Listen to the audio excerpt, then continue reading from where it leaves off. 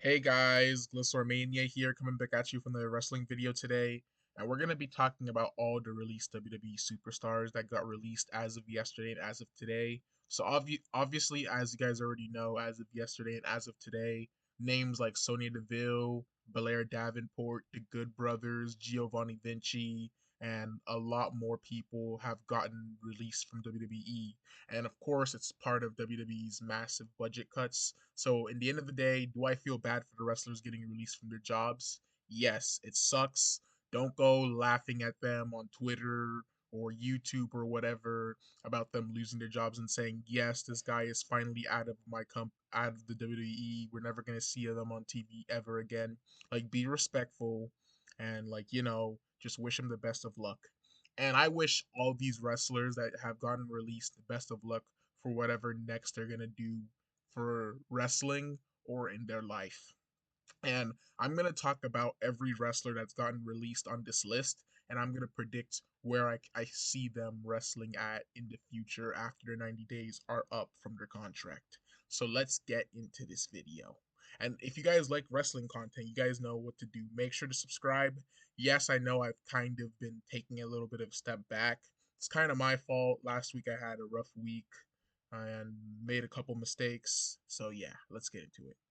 Okay, the first three people we're going to be talking about, because technically these are like three guys, and two of them are in a tag team. One of them is a manager, is Authors of Pain and Paul Ellering. I don't really see much for Paul Ellering to do outside of WWE since he got released. Like, I don't see him doing much in the wrestling industry. Maybe he's just going to chill out and, be behind the scenes in the wrestling industry. Authors of Pain, I could see them going to NWA. Like, I feel like they would fit well in NWA. And if Paul Ellering wants to go to NWA as well, I feel like bringing all three of them to NWA would actually be excellent. That's just my opinion where I see Authors of Pain. Or Authors of Pain could go to TNA as well. Like, I feel like they could fit with the TNA style when it comes to the tag team division in TNA. They could be really good when it comes to the tag team division in TNA with Paul Ellering. But I don't really see them going to AEW. Reason being is because I feel like if they go to AEW, they're gonna be kind of lost in the shuffle. Like, they are. Like, the tag division in AEW is already very competitive. Like, they're starting to revive it a little bit. Like the Hurt Syndicate, the Guns, the Private Party, and the list goes on and on. So I would like to see, um, if I were to say the Authors of Pain should go somewhere, I would say they would fit better in the NWA. And if they decide to wrestle, they should go to NWA. That's just my opinion. The next wrestler we're going to be talking about is Giovanni Vinci. Do I think WWE dropped the ball of Giovanni Vinci? I think it was a 50-50. Like, Giovanni Vinci had a really good gimmick in NXT. And then when they called him up to the main roster, he was a part of Imperium, which was pretty solid. But then, like, later they split him up with Imperium and made him do his own gimmick on SmackDown. I think that gimmick could have been good, but I feel like they didn't really have much future plans for him and for him with that gimmick. And where do I see Giovanni Vinci ending up after his 90 days are over? I simply say he should go to TNA, continue that gimmick, because I feel like that gimmick is going to translate very well to the TNA audience and in TNA. Like, he could still have that gimmick. He could be in the TNA mid card going after the X Division championship or Moose's new championship, or like at least having mini feuds with people on TNA. Like, I could see him having like a mini feud with Mustafa Ali or somebody on TNA. Like, I feel like Giovanni Vinci does have talent, but he needs to go to a different company that could better utilize his talent. And I think TNA is that company he should go to. If he goes to AEW, I wouldn't really mind, but like I said with Authors of Pain, I don't think he's gonna translate very well when it comes to AEW. And that is just my opinion. The next wrestlers we're going to be talking about on this list are the Good Brothers.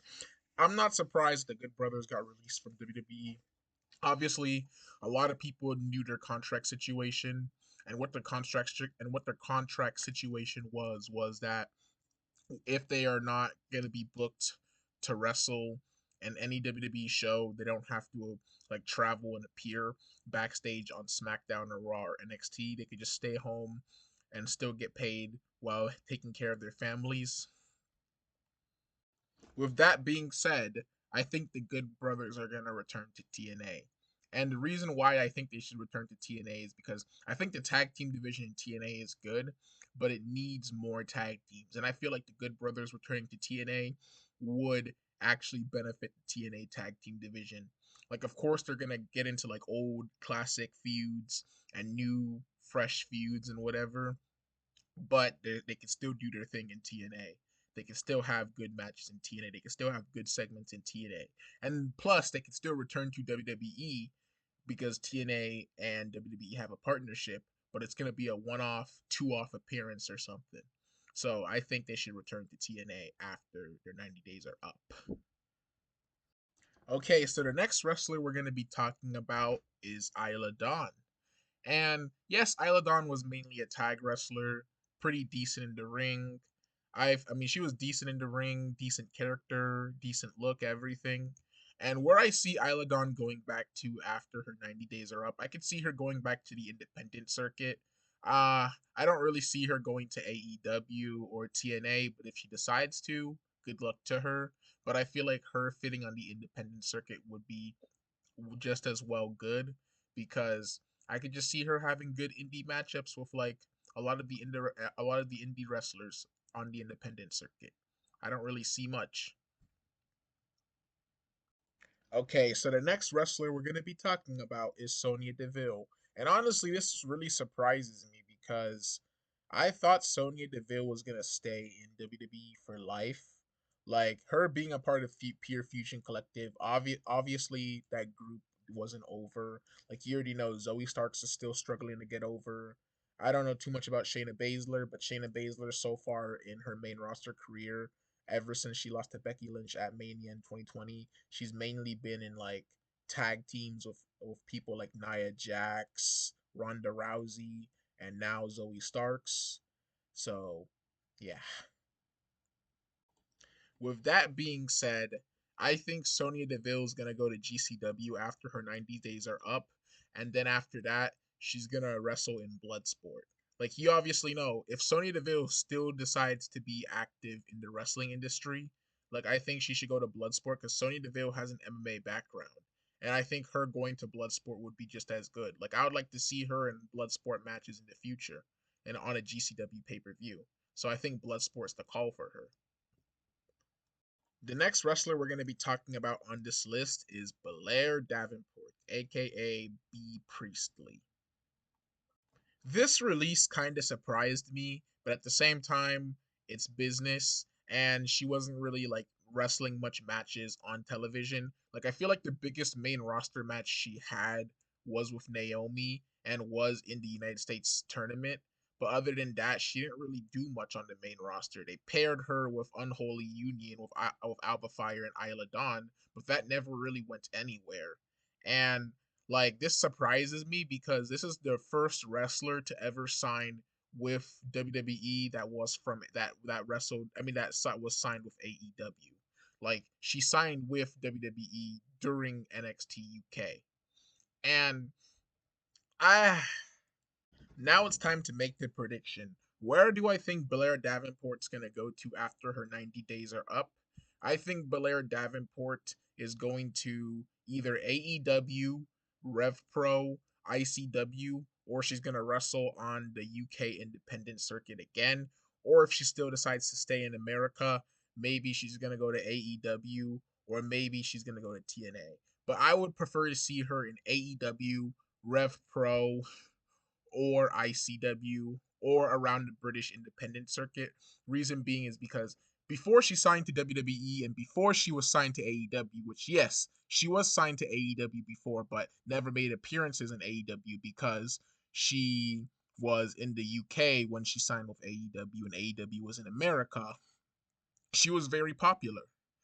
And obviously, she signed to WWE when NXT UK was a thing. And I think her going back to the British independent circuit or her going back to AEW would be just as good because she can get more of a chance in AEW or on the British independent circuit or in Rev Pro. Because I feel like with WWE, she was good. She fit almost every box in WWE, but she didn't really have much of a character work. Plus, they weren't going to use her much for they were, and plus there was not much plans for her. So that's where I see Blair Davenport going to after her 90 days are up. Now, the final person we're going to be talking about on this video is Cedric Alexander. Man, this release made me mad.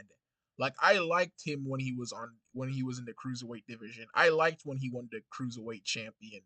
And I think he was super underrated. I liked him when he was in the Hurt Business. That was the peak of his use when it came to him in WWE. Him in the Hurt Business and him as cruiserweight champion. And anything else, he was just that guy on the main roster that was getting squashed. Now, where do I see Cedric Alexander being after his 90 days are up? Obviously, I see him going back to AEW. Do I think he's going to join the Hurt Syndicate? Yes, he's going to join the Hurt Syndicate. Or if he doesn't join the Hurt Syndicate, I think he should wrestle in Ring of Honor because I want to see him wrestle in Ring of Honor against people like Lee Moriarty and Shibata, and the list goes on and on and on. But obviously, we know if Cedric Alexander goes to AEW, he's going to be in the Hurt Business. I mean, the Hurt Syndicate, whatever you call it in AEW, because the Hurt Syndicate is really good. Do I think Cedric Alexander should join the Hurt Syndicate in AEW? No. He needs to be his own solo star. But him, I wouldn't be that mad if he joined the Hurt Syndicate. Man, this really still makes me upset. Still makes me upset. Now, anyways, where do you guys see these wrestlers going to after their 90 days are up?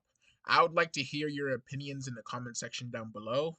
And if you guys like more wrestling content, you guys know what to do. Make sure to follow for more. Like, I'm going to be trying to be consistent. And if I'm not consistent, then it's all right. But I'm still going to be trying here and there. Do I need to hold myself more accountable when it comes to posting content? Yes. But I'm going to be trying to be more consistent.